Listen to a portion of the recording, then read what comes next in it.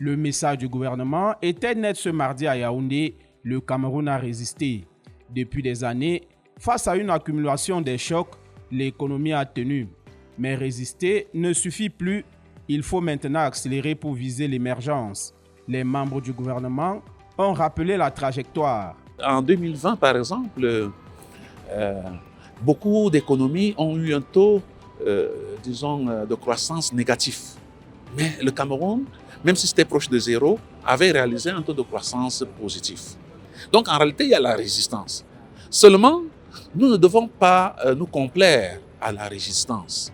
Nous devons utiliser cela vraiment comme une espèce de starting block pour maintenant accélérer la croissance. Comment accélérer concrètement?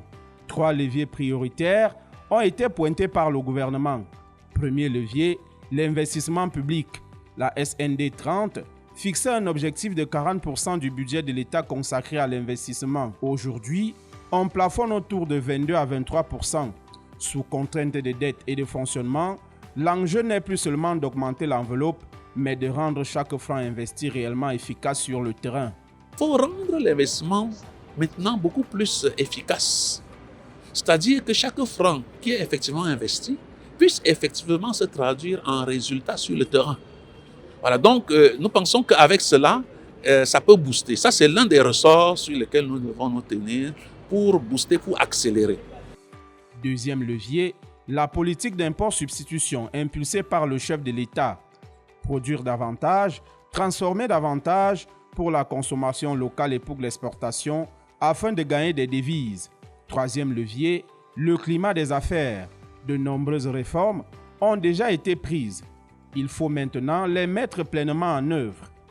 Nous devons continuer la politique d'import-substitution qui a été impulsée par le chef de l'État pour que nous produisions davantage, que nous transformions davantage et que cela puisse nous servir pour notre propre consommation, mais également pour l'exportation, avec ce que cela peut comporter comme les devises que nous pouvons avoir à ce niveau-là. Ça, c'est un des ressorts. Mais l'autre ressort, c'est aussi qu'on a vu, on peut s'en réjouir. Il y a, au niveau du climat des affaires, il y a beaucoup de réformes qui ont été prises, vraiment de très bonnes réformes à plusieurs niveaux, mais il faut maintenant les mettre en œuvre. Le maître mot est donc clair. Continuer à résister, oui, mais ne plus seulement résister.